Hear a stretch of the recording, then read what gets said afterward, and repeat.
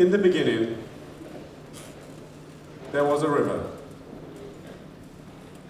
The river became a road, and the road branched out to the whole world. And because the road was once a river, it was always hungry. In that land of beginnings, spirits mingled with the unborn. We could assume numerous forms. Many of us were birds. We knew no boundaries. There was much feasting, playing, and sorrowing.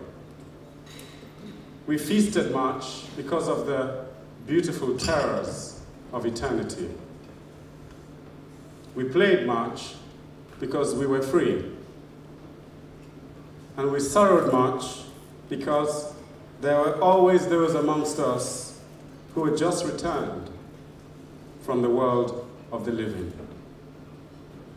They had returned inconsolable for all the love they had left behind, all the suffering they hadn't redeemed, all that they hadn't understood, and for all that they had barely begun to learn before they were drawn back to the land of origins. There was not one amongst us who looked forward to being born.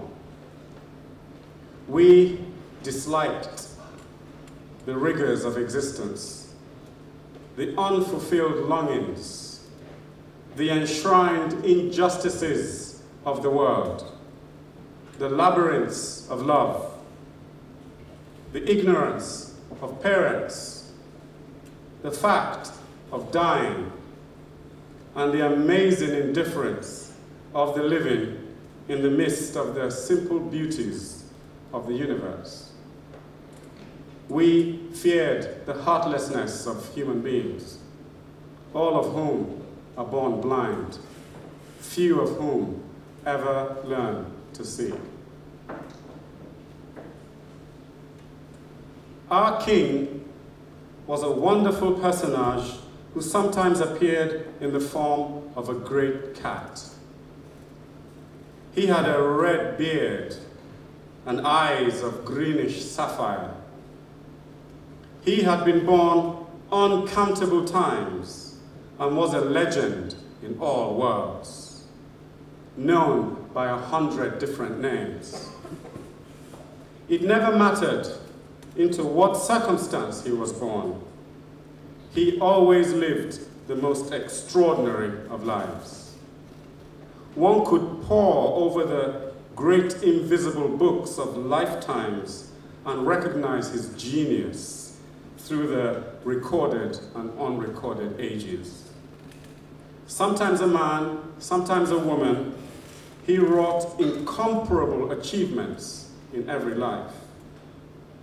If there was anything common to all his lives, the essence of his genius, it might well be the love of transformation and the transformation of love into higher realities. With our spirit companions, the ones with whom we had a special affinity, we were happy most of the time because we floated in the aquamarine air of love.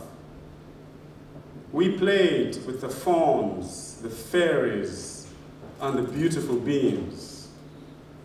Tender sibyls, benign sprites, and the serene presence of our ancestors were always with us, bathing us in the radiance of their diverse rainbows. There are many reasons why babies cry when they are born, and one of them is the sudden separation from the world of pure dreams, where all things are made of enchantment and where there is no suffering. The happier we were, the closer was our birth. As we approached another incarnation, we made pacts that we would return back to the spirit world at the first opportunity. We made these vows in fields of intense flowers and in the sweet-tasting moonlight of that world.